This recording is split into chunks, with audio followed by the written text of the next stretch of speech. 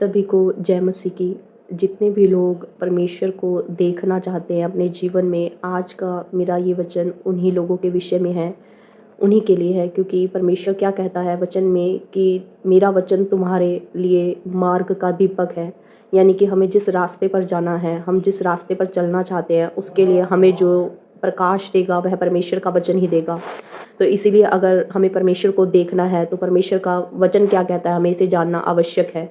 तो चलिए परमेश्वर के वचन पर चलते हैं। आज मैं बात करूंगी मूसा के विषय में, जिसके विषय में बाइबल कहती है कि उसने आमने सामने होकर उससे बातें की। यानी कि परमेश्वर मूसा से आमने सामने होकर बात करता था। परमेश्वर ने उसे जलती हुई झाड़ी में दर्शन दिया, पर परमेश्वर ने उसे दर्शन दिया जब उसे आवाज़ मारी और उसके नाम से उसे पुकारा उसकी कॉलिंग के लिए। तो क्या परमेश्वर ने उसके जीवन में क्या कार्य किए थे और कैसा मूसा का स्वभाव था, हमें पहले इसे भी जानना आवश्यक है कि वचन क्या कहता है। वचन पर चलते हैं। प्रेरितों का काम वचन 7वां चैप्टर वर्स 23 कि जब वह 40 वर्ष का हुआ। यहाँ पर मूसा की बात हो रही है कि मूसा जब राजमहल में रहता था उसे 40 वर्ष बीत गए थे। जैसा कि हम सभी जानते हैं बाइबल में लिखा है, जब वह 40 वर्ष का हुआ तो उसके मन में आया कि मैं अपने इजरायली भाइयों से भेंट करूं। तो उसने एक व्यक्ति पर अन्याय होते देखकर उसे बचाया।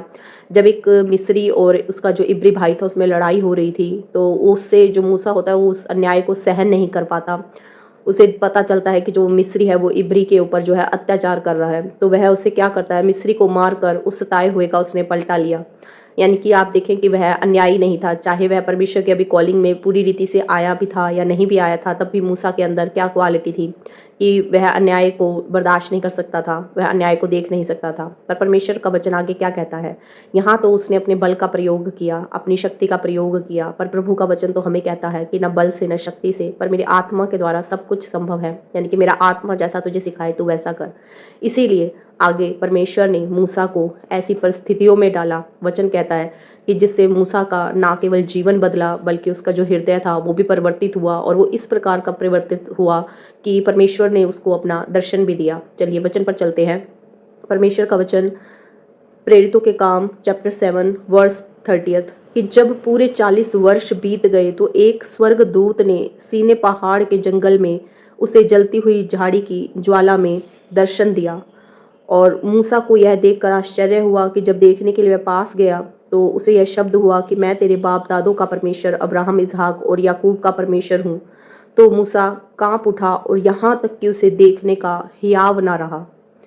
यहाँ वचन क्या बता रहा है कि पहले 40 साल मूसा राजमहल में रहता है, और जब वो अपने बड़े भाई पर अन्याय को होते देखता है उसे सहन नहीं करता और अपने बल का उपयोग करता है। पर जब उसको लगता है कि नहीं, उसका अब ये राज खुल गया है कि वो अपने इब्री भाइयों के साथ है, तो परमेश्वर वो जंगल की तरफ भागता है। और हम सब जानते हैं कि जंगल की तरफ जैसे यीशु जी को आत्मा लेकर गया था, ऐसे ही मूसा को भी प्रभु का आत्मा जंगल में लेके गया था। किस लिए लेके गया था? ताकि उसकी तैयारी हो सके। इस जंगल के समय में ही परमेश्वर हमें तैयार करते हैं, जब हमारी कॉन्टिन्यूअस आग के द्वारा हमें शुद्ध किया जाता है। यानी कि कॉन्टिन्यूअस जीवन की परीक्षाओं से हमें निकाला जाता है, तब हम शुद्ध किए जाते हैं। हमारे स्वभाव को, हमारे हृदय का परिवर्तन किया जाता है कि हम परमेश्वर को देख सके।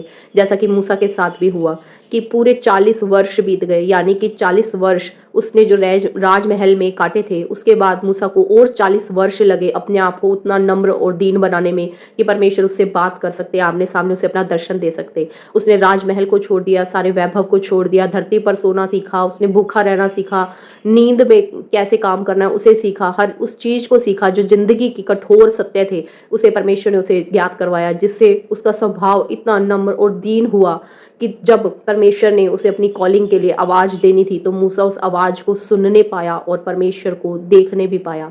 इसे भी हम वचन के द्वारा जानते हैं कि परमेश्वर का वचन इसमें भी और एक गहरी बात हमें सिखाना चाहता है। मैं चाहती हूँ कि हम सब उसे भी जानें।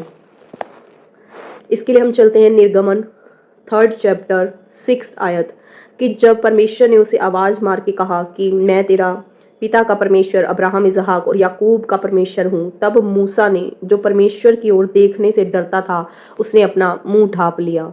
यहाँ कितनी गहरी बात है कि मूसा के 40 वर्ष की गहरी तपस्या के बावजूद भी जो उसने जंगल में गुजारी, अपने आप को दीन किया, नम्र बनाया, परमेश्वर की आत्मा के अकॉर्डिंग अपने आप को चलना सिखाया, उसके बावजूद भी वो जैसे ही परमेश्वर की महिमा के ओरे में आता है, वह उसकी पवित्रताई को देखकर डर जाता है। इंसान को जब भी वो परमेश्वर की पवित्रताई के मसे में आता है, उसको देखता है, तो इंसान डर जाता है। जैसे हम पतरस का जानते हैं, जैसे ही पतरस ने परमेश्वर की महिमा को देखा अपने आमने सामने, तो उसी समय वह डर गया और उसने कहा, क्या कहा जीसस को कि पिता मुझसे दूर हो जा, क्योंकि मैं तो पापी मनुष्य हूँ।